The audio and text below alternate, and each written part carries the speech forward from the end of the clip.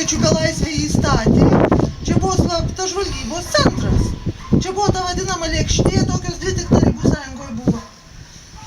Va, ir čia, šnipinėjimo centriukas buvo. Reiškia, vokiečių belaisvė išbudavojo šitą pastatą, visą Žaliąją gatvę, va, tuos dvieaukščius namus, seniūnijos va pastatą, šitą kultūrnamį. Iš seno, iš Tūbelio dvaro yra išlikę tik tai dvaro arklidės, dabar ten sporto salė, ten raudonų plytų. Bet dvaras būtent kažkada. Dvaras jau nugriautas. Dvaras buvo ten ant dabartinio tvenkinio krašto praktiškai. Tvenkinys įspūdingas. Tvenkinys, čia karpynas, čia užtvenktas šventupis. Aš pirmą kartą keliu važiavau, nežinojau, kad galima. Galima. Anksčiau buvo negalima, miestelis buvo uždaras. Reiškia, vokiečiai pastatė šitą, ką reikėjo, o paskui juos pasivedė prie jos ir sušaudė. Va, kam reikia liudininkų. O paskui, čia jau aš gyvenau, kai atvažiavo tas iš Vokietijos garsusis Martinas Drobė, kuris ieško tų slaptų palaidojimų. Ieškojo liudininkų nerado, bet atkasė tik tai 9. Dalyvavau atkasant 2, nes netyčia į pro šalį jau su savo vilku. Tai tuo šunį pririšau ir pripuoliau.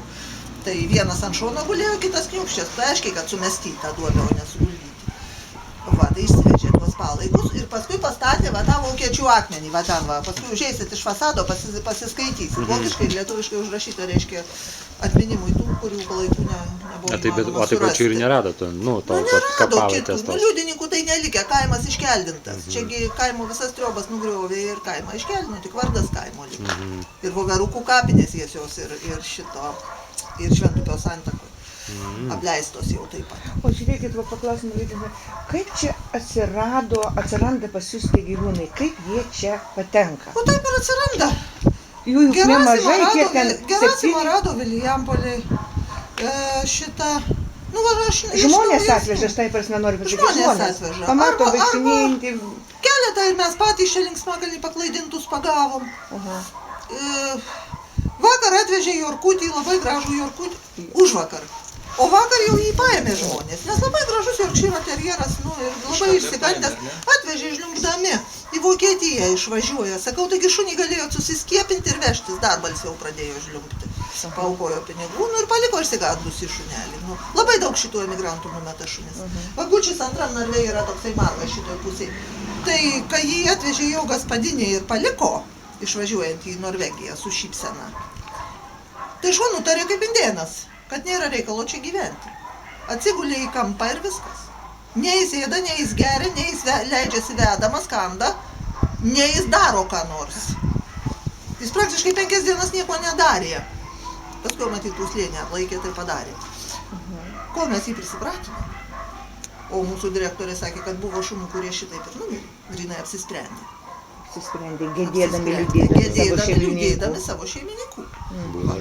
Ta, pavyzdžiui, mama, kurios ten vaikučiai, dideliam nėštume buvo išmesta, klaidžiojo. O tu varė. Tai, aišku, paėmė.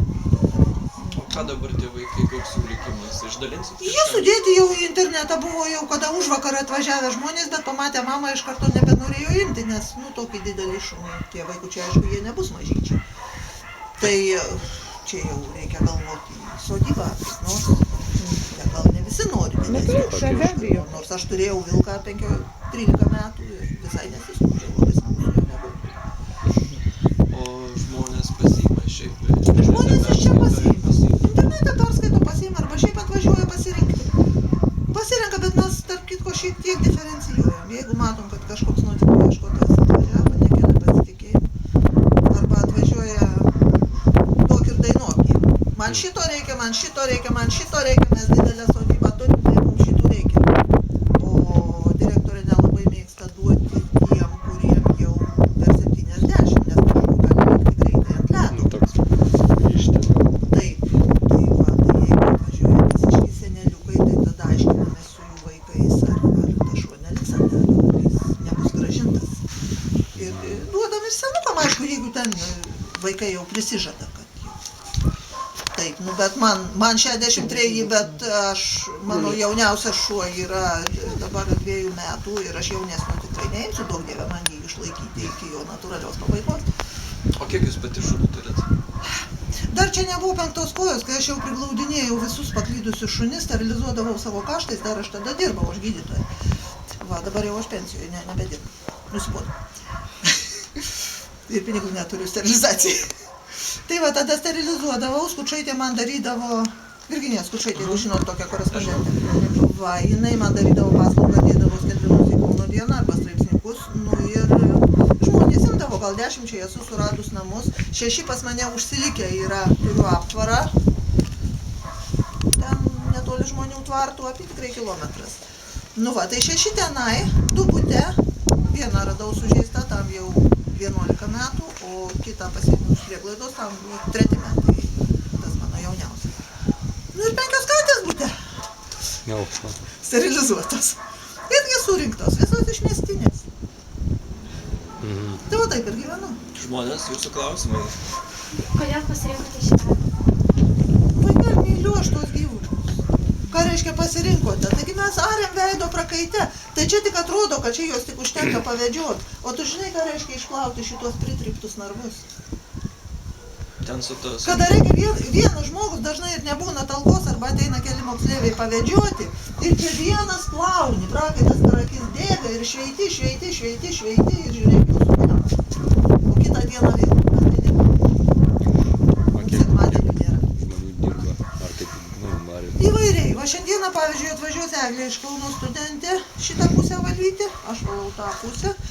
Šiandieną nebus Leopoldos ir nebus Rasos. Ten šeimininės priežastis. Nu tai va, tai ko gero būsim tik tai dviese šiandien. Savaitgaliais, ypač šeštadienį, tai atvažiuoja kartais daugiau vedžiotojų. Mes čia pradedam apytikrai 1 valandą. Jeigu jūs, pavyzdžiui, nusiteikę, atvažiuos 1 valandą, gausit